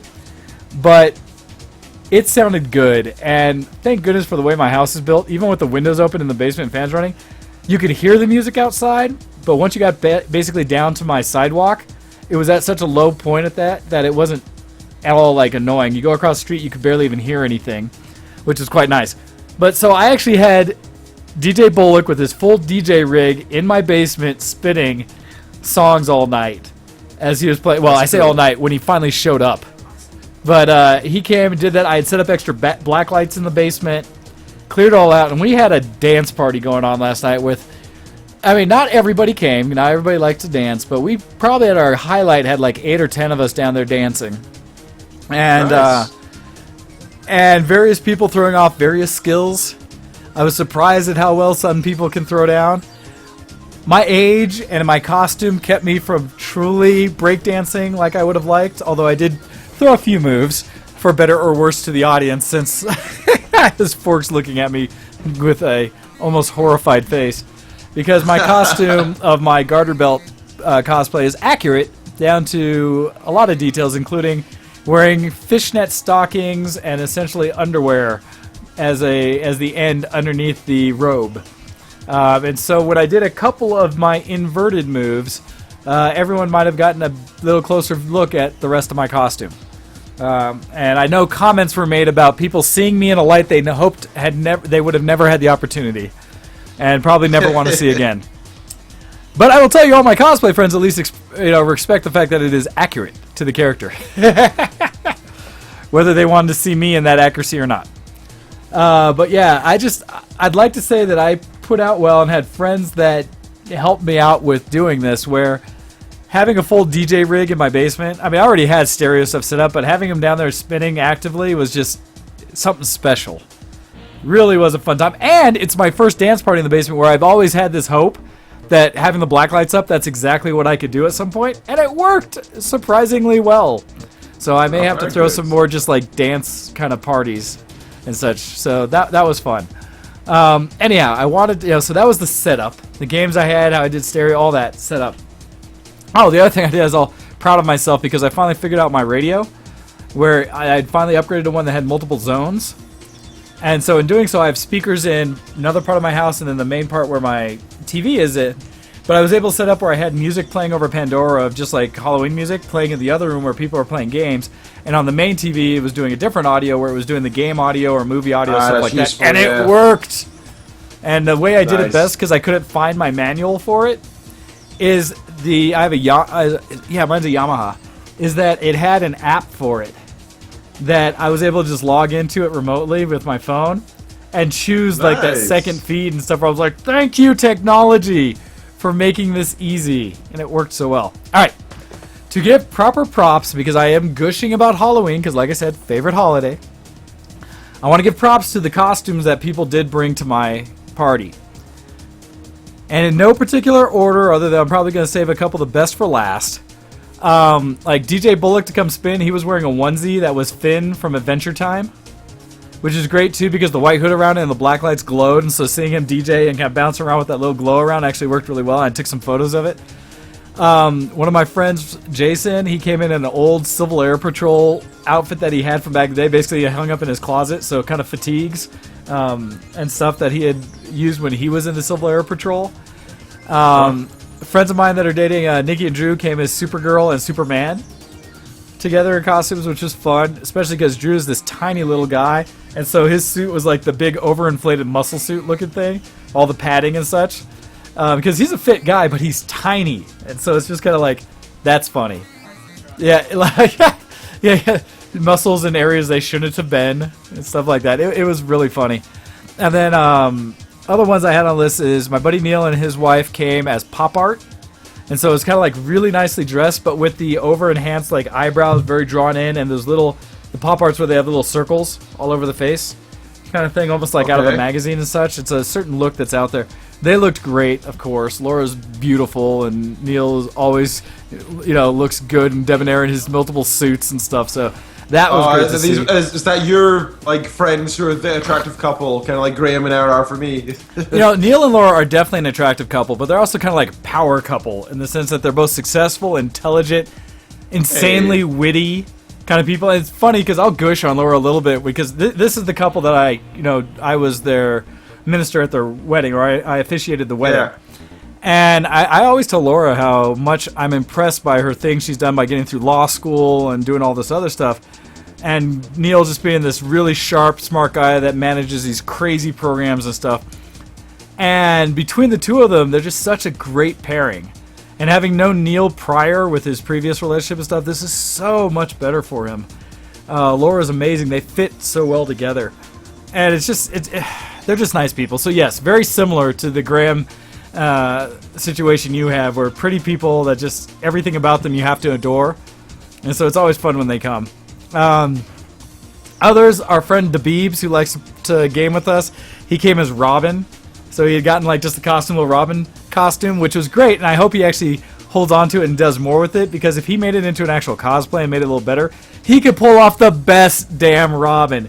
He's a little shorter of an Air Force guy. He's decent shape and stuff. His hair even kind of looks the part. Where I swear if we spent some time and made it into a cosplay, he would be one of the best Robins I'd ever seen, and people would gush over it. Speaking of similar, so my friend John, the author, he came as a Doctor Who, one of the doctors, which is great. Nice. Fork did a Catgirl cosplay, which is always fun. See, who else is in my list? So the last two, who I have to give credit for being probably some of the best costumes at the party, and there are a few other people that showed up as well, but I'll do it in this order. Friend Mike, who's a great gamer and stuff, and it's funny because he has always done amazing costumes. One of the previous years he did Red Mist from Scott Pilgrim vs. the World. Red Mist. Oh no, it's from Hit Girl. That one from, what's that one? Shoot. Yeah, that movie with the guy in green. So it's like Scott Pilgrim, but the other way. Shoot. Kick-Ass from the movie Kick-Ass. That Kick-Ass. One. Right. Red Mist from Kick-Ass. So yeah, Red Mist being the villain in that one. And he went all out, right? And just had leather outfit, everything. He goes all out for his costumes. This year, he did, from Naruto, he did Kakashi. So Kakashi Sensei, the one that basically, brings up Naruto, Sasuke, and Sakura. And he does such a damn good job. Yeah, he got the contact in for the Sharingan. He got the scar across his eye. He got the hidden leaf headband on, and the wig was basically styled very well. That he did himself. He said he went through 2 wigs to get it right. He had one of the things. He got a little memo notebook that is like the book that you see the character walk around with all the time. That's like a smutty novel. It's just so the details that he gets are so damn good. And it's funny, he has never gone to a convention in costume. But his costumes are cosplays. He's like me in the sense that when he does his costumes, they're at such a high level of geekery and accuracy that it's not just a Halloween costume. This is something you should do and show off and take around people who will truly appreciate it. So like of the people at the party, I understood everything he did and was like, that's awesome. I had to make sure he pointed out the details to Fork because she was the only other person at the party that would have got all the little things he did. Like the details that make that character accurate. And so he was on point, had it. And hopefully he's going to come with me next Saturday at least, and I may do something I haven't decided yet for that little convention that's being held, Rocky Mountain Con. Because for me, it'll be my first real debut of my Garderbelt and see how people like it. And then the other one will be for him. If he shows off his Kakashi, I swear there's going to be at least one girl squealing over him and total fangirl because he looks it, he's tall, it fits, and people will be like, oh crap, right? And so I'm hoping he's going to come out for that and be his first convention, because then I'll take him to his first convention, as well as La Campette, El Campo's daughter, to her first one, since I worked and made her costume. That's the other thing I didn't talk about, because, well, was that last week? Yeah, because last week I was working on... last week, yeah. Yeah, I was working on her costume. That came out and looked great, because I saw a picture or two posted of her out trick-or-treating with it. But be able to take them both to their first cosplay, event at to show off, that level of work with people that would appreciate it. So the last one, and this was more surprising, entertaining, and all this rolled up at one, is that our friend Unit Zero, another one of our guys that plays Call of Duty with us all the time, ex-military, this kind of stuff, everything up north, fit guy, is all about the military, this stuff like that. He shows up, and proper geek, and a completely white outfit to rival my white robes I made. And it's not accurate to say exactly the character, there's a specific to it, but essentially he came as the white dress version of Princess Leia from Star Wars. From Episode 3. Wow. And I will tell you, he was rocking that dress. Yeah, he was. Where it was, he told us he went and tried on several to get the right size and everything. And it fit him. He's fit enough that actually, his chest was kind of highlighted in it and stuff like that, where he looked surprisingly good in this tight little white dress. That was slit all the way up to his thigh. You gotta get that as a selling point, guys. You gotta do something with that because no, you don't. Leave that alone. He looked good in that tight little dress. Hey, don't ever edit or take my words in vain like that. Damn you, internet. But so he had that. He had a wig on that had the buns and such, because basically his head shaved, and so it worked. But he still had his whole beard. Legs were still hairy, everything like that. He had to slit up the side. He specifically, it's funny, he made the joke where he's like, yeah, I had to make sure I put on the right underwear because every time I turn wrong, that slit, ooh, and every time he's sitting down, he's having to adjust, put the dress down so it's covering. Because as a guy, you don't learn to sit appropriately to make those things fit. I know that feeling with kilts, sir. We learned that one early on. At least kilts have a nice heavy draw to them to hold it down and aren't slid up high. But yes, same kind of deal where all of a sudden you're very aware of your bits. Especially with a kilt, especially with a kilt, right? Because you leave everything out. But yeah, so you're a real man in a way. Yeah. So Unit Zero, he came and he looked the part, but the whole point is he wasn't actually Princess Leia. He was basically doing the Spaceballs one, where there's a scene where they're being chased through, and when they get captured, they turn around and it's not the actual actors; it's their stunt doubles in the movie Spaceballs. And so he was doing the stunt double of the princess, essentially. So he had his beard and stuff like that, where, basically on a glance, you'd be like, Princess Leia, and then he looks like, wait, that's a man. And such, and he didn't bring a cigar and such, but oh my god, that actually happened. Worked surprisingly well, looked great, and he rocked it the whole night. It was funny. There's a surprising amount of men dressed in dresses last night. I saw 4 or 5 men dressed as women. Constantly do drag on Halloween, because initially it's kind of funny, except for the ones that are a little too comfortable.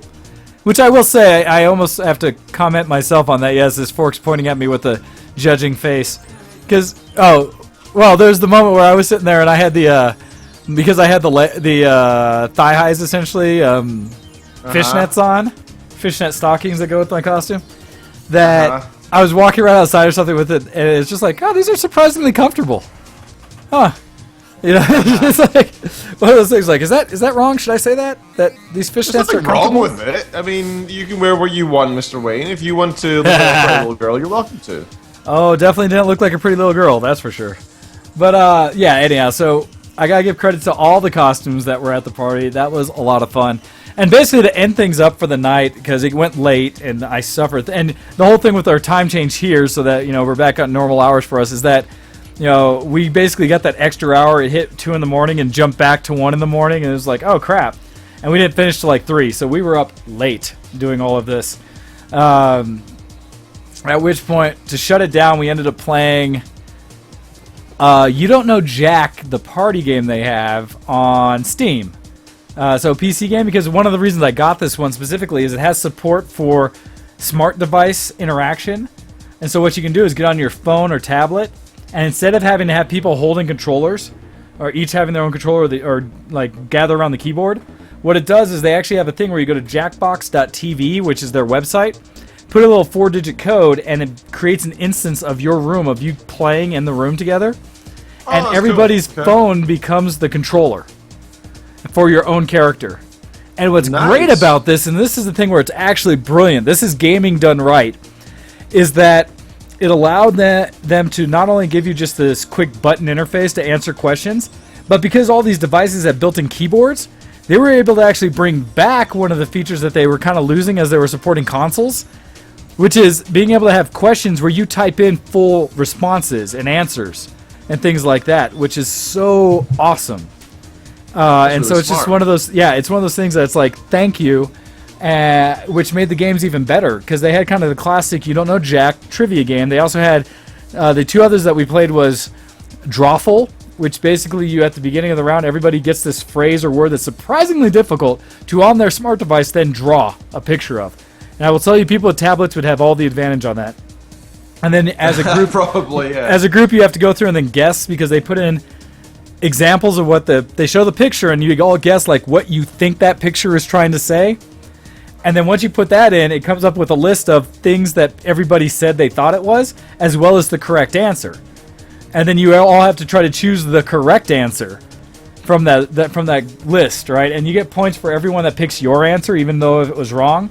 And then you get points for picking the right answer above the other. So that was a fun game that we played a lot of rounds of. The other one was this lying one, which is, we tried this potato one that was terrible, but we tried this other one that was something about lying. The whole point of it was very similar, but what they would do is come up with a statement that had a blank. It was like, back in 1952, so-and-so, who was governor of this state, tried to institute a new law that would specifically ban blank. And then you would fill in your own answer, not knowing what the real answer is, but something that sounds right enough that the same kind of thing happens. It goes to the next thing where then you have to choose what you believe is the right answer. One of them is correct. The rest are basically what everyone else posted. There's a game, I think, very similar to that, and I think it's more based in cards, mind you, like playing cards. But there's a version of it which you can also do, like you're saying, but it's called Bullshoot, let's call it. Yeah, BS. No, BS. Yeah, BS, yeah. And I love playing BS. So I know exactly what you're speaking of. That's what we call over here, that kind of game. Well, and so the funny part is it's like that, except that it's even more so the, having to get people to guess that what you're putting is accurate, right? Which it's just it was really well done. And we played many rounds of that back and forth. It was a good party game, and the fact that you get to use your smart device is epic. And if you want to do this, because it allows you to actually do like a PC game in that on the couch mode. And so, because all of these were being played off the PC. Who doesn't have a smartphone these days? So why not make use of them? That's very smart. Exactly. And I've seen a couple other games like the Wii U, I think, has done it, or a couple others with some of the dance games, where instead of having to all have a Wiimote or something, you can get it on your phone, or they've got versions on their phone and stuff like that. I've seen a couple different companies start utilizing that interface with smart devices. This one was just so well played and slick. I mean, there were some issues because there were some disconnects that people had, and depending on how you were connecting to the internet to get to it. But for the most part, it worked so well. And I love everything about the You Don't Know Jack series. And they have the same voice actor through every single game they've ever done. Cookie does all of it, and he's got such an epic voice. If you haven't played a You Don't Know Jack trivia game or something, these are so much fun. And what's great about this one, this whole packet of games is essentially like $30 US on Steam. And you can get it on sales and stuff like that. So it's not even that expensive for a really good party game. And that was the response everybody gave back was, that was fun. We should do, and other people are like, so we're buying this, right? One of my friends' wife was like, we're buying this, right? Oh, that reminds me, because our friend Bonnie came in a great Elsa costume that she put together, of all things, adult Elsa. Yeah, which is really good. My friend Jamie came in a Harley Quinn costume, and she always looks good. There were so many Harley Quinns this year. They were everywhere. Such a fun costume. Saw about 10 last night. It was weird. Well, Harley Quinn's just a fun character that's very empowering for women, and so they often It's do also because of the Suicide Squad, though. That well, is a big part. depending on the versions you're seeing, right? If you get the newer, less Harley Quinn view, that I'm still not a fan of that look because it's too humanized. It's not as psychotic as the real Harley Quinn. But we'll see. It may be played very well. But yeah, you should see a lot of Harley Quinns out. It's an easy costume. You just do red and black, and you can kind of make any version of you want. You can go to Hot Topic and just buy it, or you can put something silly together, or full-on catsuit type thing that some people have. So that's a very popular one, and we see it around cosplay all the time as well. Anyhow, so that as a whole is my recap of Halloween for me this year. I had a blast. I wish I could have shared it with more people. That's probably my only criticism, is that if more people would come, it just would have been a more epic party, and I would have not had nearly as much food left over. You can't complain about extra food, though. Well, you say that. Well, so okay, the food's not the biggest issue. I can eat most of that. The candy will be a challenge. I need to donate a lot of that.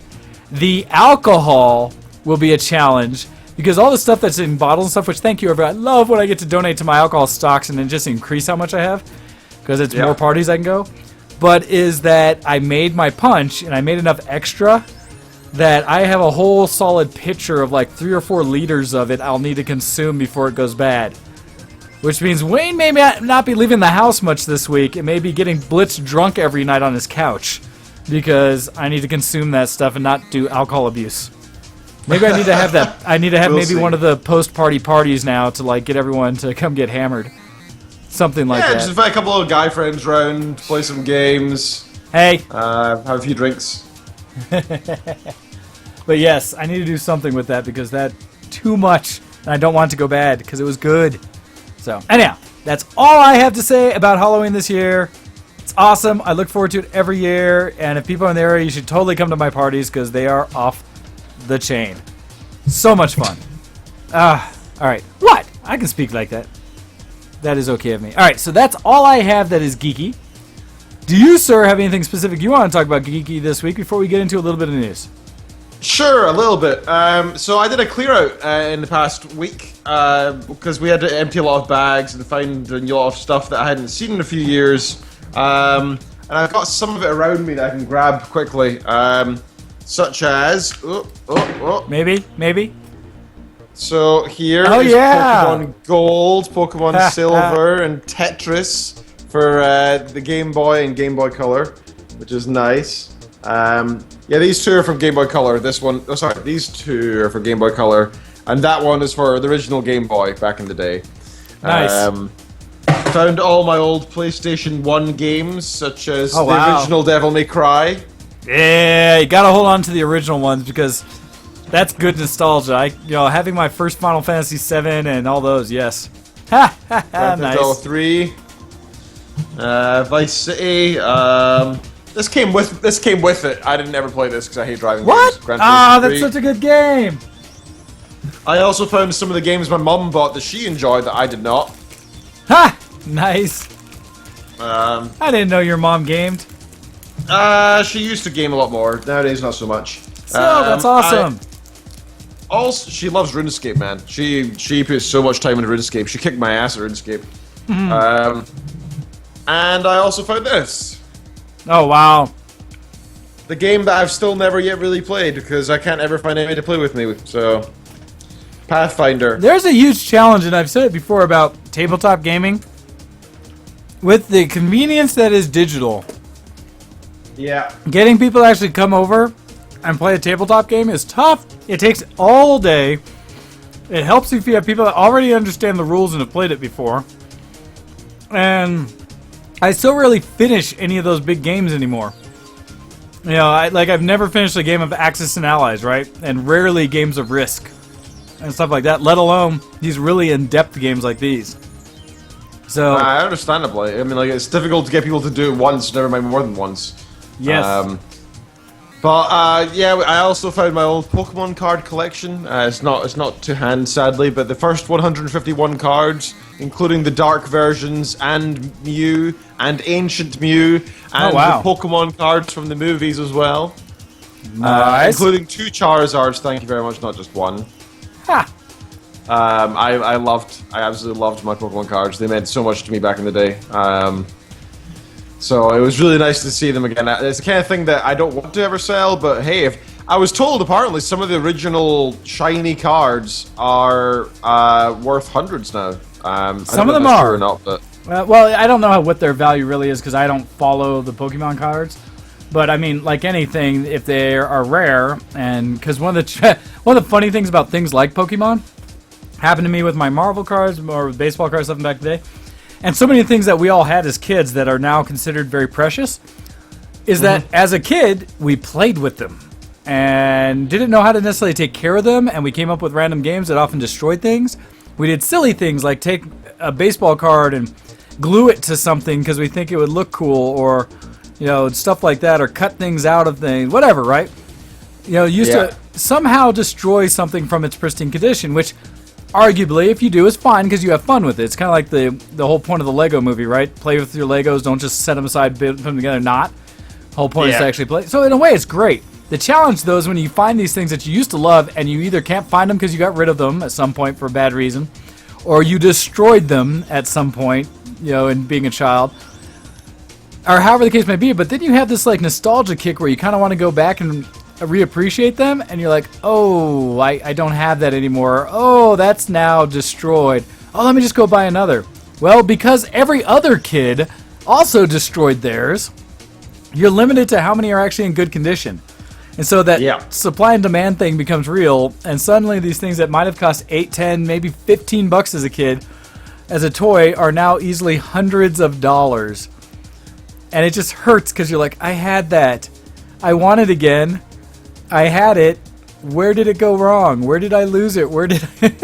Well, I'm very lucky to still have the Pokemon cards, thankfully. Oh, that's awesome. The only fear is that, I don't know, I'll lose them in fire one day or something. But I kept them in. I've got them in like a set, like in a proper collector's journal thing. So they're safe. They're in good condition. Not the original packets or anything, but they're there. So I'm still pretty happy with that. And found my old Sega Mega Drive as well, which was nice. So nice. It was nice to see all the old stuff. That was pretty fun. Geek nostalgia is best. Yeah. I've been playing Metal Gear Solid a little bit here and there, not too much this week, but I still want to get back to it. What else? I've been wanting to do some more reading, but I've not. Cause it's funny when you see all your old books lying there, you're like, I should really read some of those again. Are you the kind of person who reads stuff again, or are you the kind of person who... No, I absolutely read books again. It all depends. Like, I go through a series where I just won't for a while. I'm looking for new stuff. Every once in a while, I'll just pick up an old one and be like, let me read this, and then I just crush a series again. Like, I haven't actually reread the Harry Potter series, I think. I did it once, I've been trying to avoid that, man. Same here. I think I did it once. I know I'll just rush through that. Well, but it's fine, because I'll kill it again, and then I'll have other stuff to read. But it's just, there's certain books I have read the whole series of multiple times. There's individual books I've read multiple times, but that's one that I just know that series I need to. But I do the same thing. But the challenge is I have other new books that I need to read. My reading list is huge. That's another thing. Reading to me is really something I should be doing as part of my job, What? I should really be reading. What's that, because Professor? I have to read. So it's difficult to do it for pleasure when I feel like I should be doing it for work. That is a challenge, and will always be a challenge. But yeah, I think that's most of my geek cred, to be honest. I've not had a crazy... Okay, cool. Well, in all honesty, that's been mine. The only other geek cred I've had I can't talk about because there's an NDA on it. So beyond that, yeah. So let's NDAs. See. Yay, NDAs. It's even when I would have some positive things to say, but I'm not allowed to, so meh. I can't even talk about what it is. Although if people see me on my Steam account, they never see it being played, you'll know. Which I laugh at as well. Anyhow, so let's go ahead and transition things then. And go with... technology, news, and more. Today on the Geekoscope. Aha, I will be all the professional today. Well done. Oh, so let's see. I still have a bunch of ones that are kind of catching up on old. So in a lot of these, I will go through somewhat quickly because some of them are really old. Some I just keep on because there's potential for like topics to be discussed. And then I fear that a lot of it's getting like stale, if you will. Okay. Let's see. No, don't want that one. This is this is one. This is old, but it was one that kind of caught me where I was just like, really? So, and this affects you, Ken, because it was talking about in the UK. But this article came back from all the way in March. But essentially, it's an article on Engadget that said United Kingdom schools are threatening to report parents who let their kids play games that are 18 and plus. But it's not illegal. You can't report them because it's not illegal. Well, it's just a recommendation. Right? It's not a law. That's a stupid thing. And that's the thing, right? Well, and this gets into it because it's the whole culture thing, right? Of not being allowed to parent your own kids because society is trying to force what they think parenting is, and it's failing. One has nothing to do with the schools. I agree. Two, it has nothing to do with the law. Shops cannot sell it to children. Yes. But the parents are allowed to go in and buy it for the children. So if the children are playing it, why would the school have anything to do with that? Because the parents have probably allowed it, meaning it's legal. That's like them saying, I don't know, I don't like the fact that your kid goes and plays football on a Saturday. I mean, they can do what they want on a Saturday. It's nothing to do with school, you know? It's outside of school. Yes. Well, it goes into this whole thought, like I said, about society trying to regulate how everybody parents when it's none of their damn business. As long as the kids aren't getting,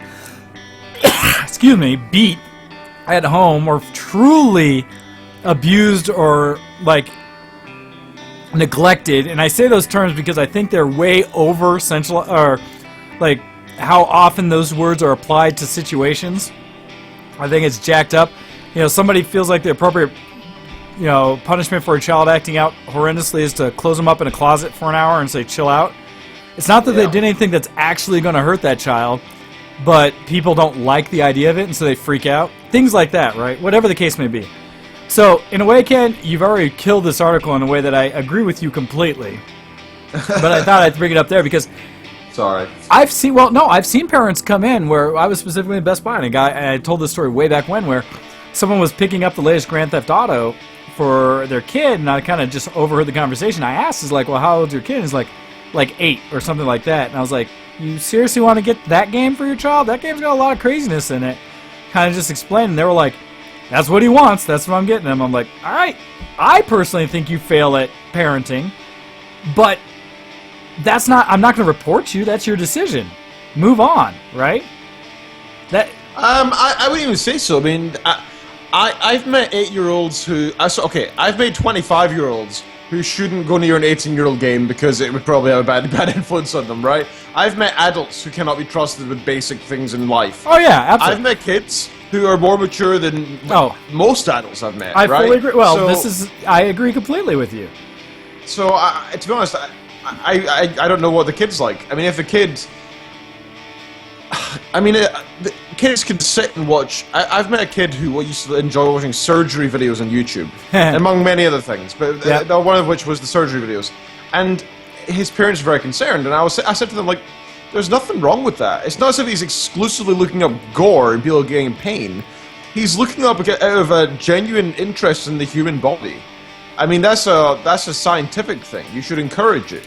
In Norwegian countries and the Nordic countries, I should say, there was a bit of trouble because a couple months ago they cut open one of these deers that died from a heart attack or something. I don't know.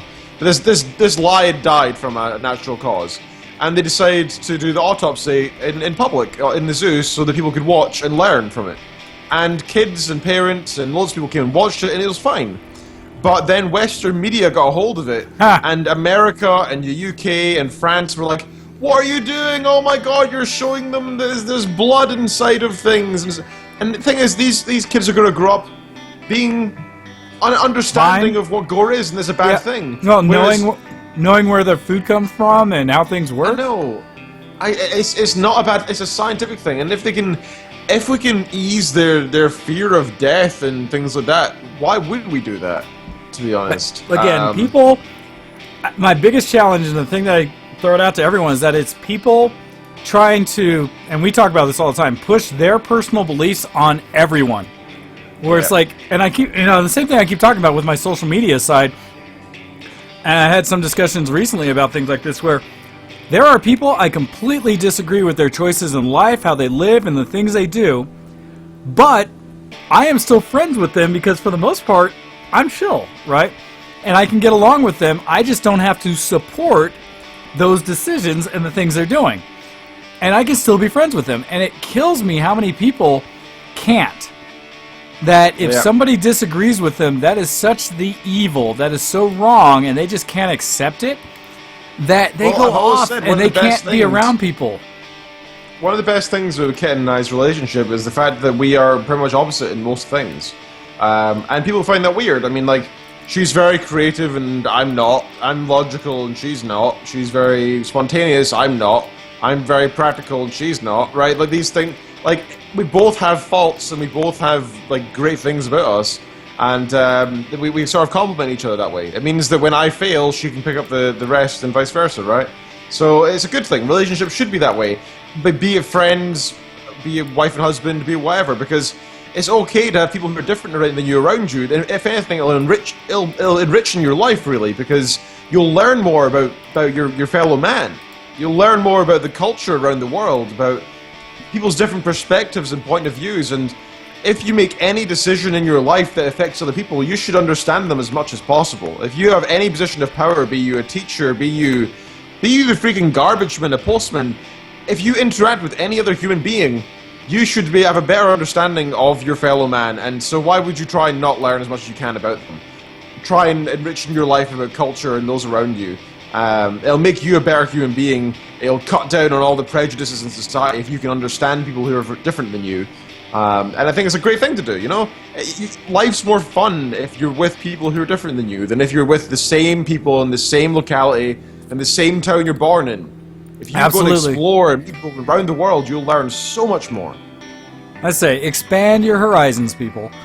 Well, and that's the thing, and you can still disagree. If there's something that you don't like, disagree with it, but at least know it exists, and that's fine, because I feel that way about a lot of the way society is going today, even though I don't know if it's a majority. In fact, more I've been researching, the less majority I think it is. I think it's just a very vocal minority that is causing people to try to think that that's the way the world is today, because people who disagree just aren't speaking up because they don't want to be blasted as being, you know, essentially arses or non-tolerant because of the things they think. You know, whatever.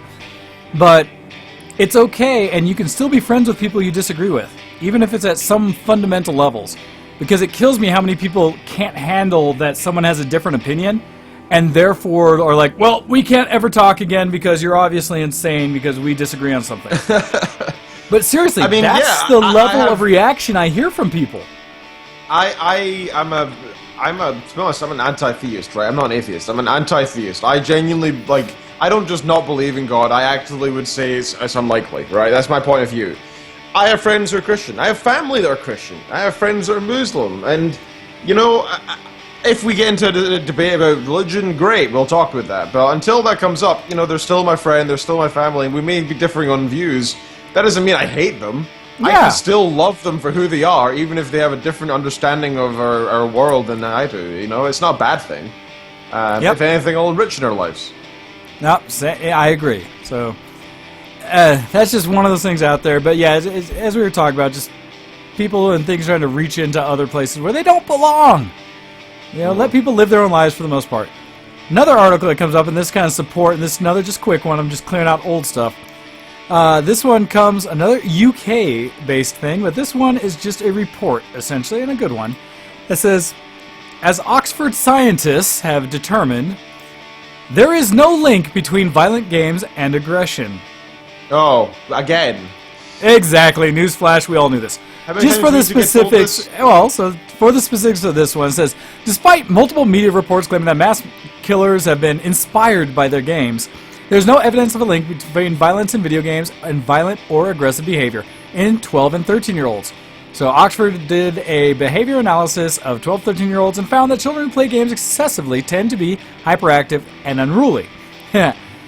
This happens regardless of the genre of games youngsters choose, and only in cases where children play games for more than 3 hours per day.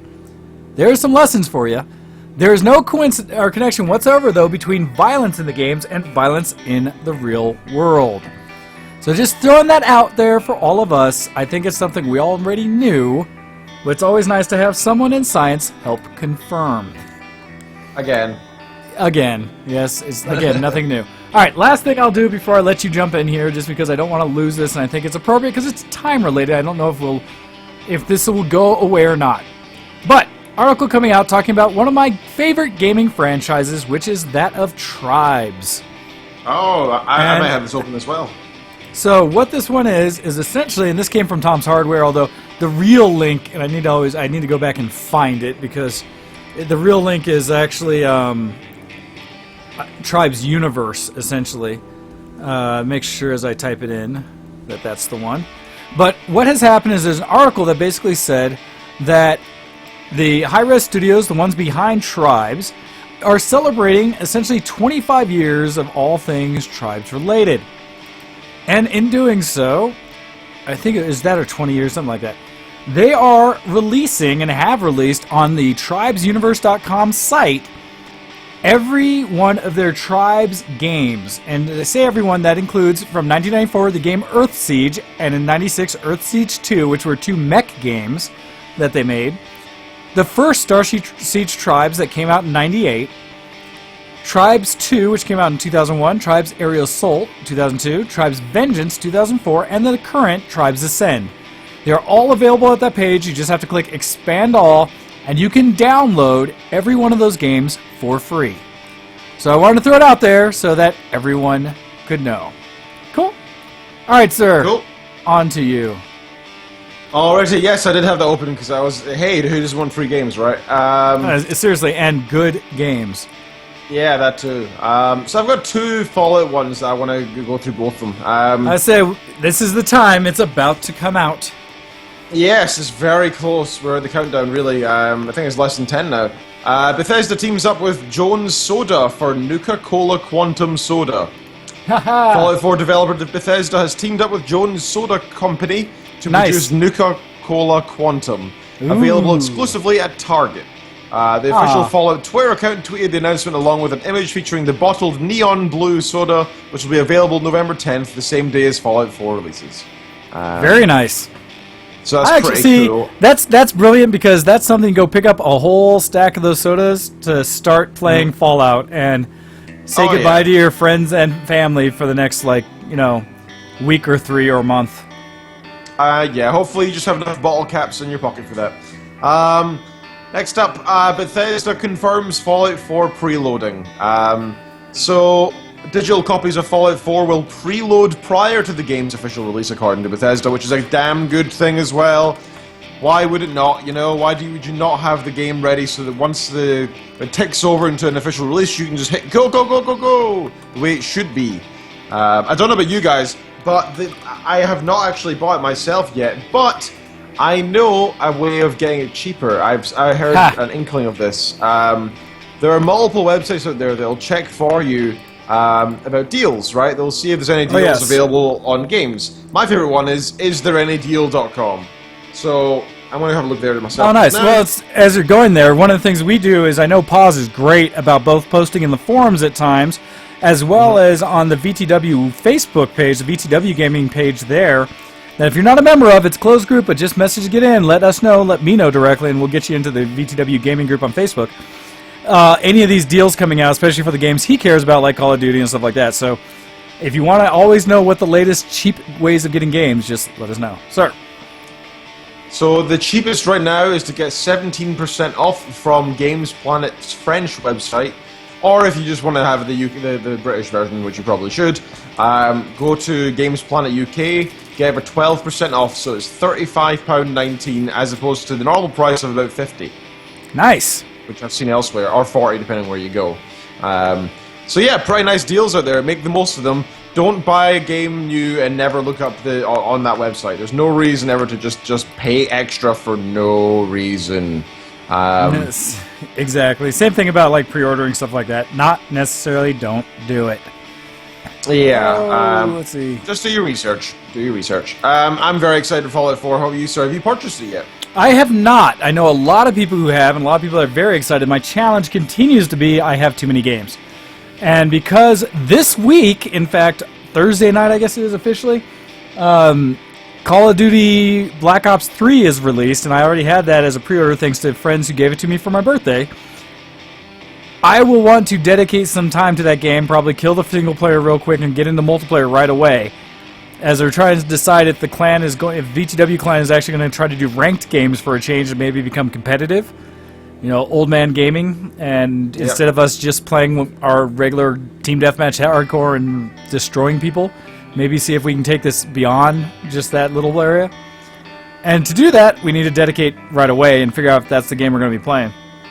So, there's that. Well, personally, Fallout 4 is going to be my... It's kind of the game... I may have many games that I'm enjoying currently and need to go play, including Witcher 3. I'm still in touch with Witcher 3. I really want to. That's another one. And I've still not finished MGS5, but I'm still enjoying it, so... These are the problems. I'm getting there. But I gotta say, Fallout's going to have to trump these games. I'm going to have to get a hold of it. But, I don't think it's really fair. I'm already going on holiday next week. I don't feel like it's fair for myself to treat myself to another nice thing so quickly. So I might just hold off for a little while. We will see. I think it might be best to hold off for now. Well, I'm curious too, because Kuro's sitting in there saying, "Hey Ken, check Steam." Why is it cheaper there? No idea. What the? What? Why? Why are you so kind? Why are people nice? Why would you be so nice? He bought me Killing Floor 2 for no reason. It's because he loves zombies, probably because your birthday was all of how long ago, and he's trying to convert everyone to come play zombie with him. Hero. Sad face. You are the best, man. You are so sweet, Kuro. Thank you so much for that. That was, again, I'm not expecting that at all. I loved the original Killing Floor, so this will definitely, right up your alley. I'm definitely up for. I'm up for killing some zombies with you at some point, sir. Definitely, because I loved Killing Floor 1, and I would definitely be up for playing that. He will appreciate that, and he said it was on sale, and so there you go. Aw. Well, thank you so much, sir. So that's something to be stated, right? As we said, free games off of that. They'll the holiday until tomorrow. Steam sale for basically Halloween games is going on right now, so if you haven't picked up any of these old scary tile stuff like that, now's the time to go check it out. Basically every zombie game's on sale, as well as not even some that are truly scary, but things like Metro and stuff like that, other ones that are still creepy and kind of fun. So if you like scary games, now's the time to pick them up. That's true. So very, very cool. And with that, all right. Yeah, it is time for us to kind of call things out. I think so. The last thing I will throw on here, just because it's a video to be watched and not really something to be talked about, but I'll throw this in here, and Ken, you should check it out yourself. But it was a quick video, basically, that was put together of Street Fighter 2, but they put Goku into it, and it's Goku versus Street Fighter 2. Something I thought you would appreciate from back in the day.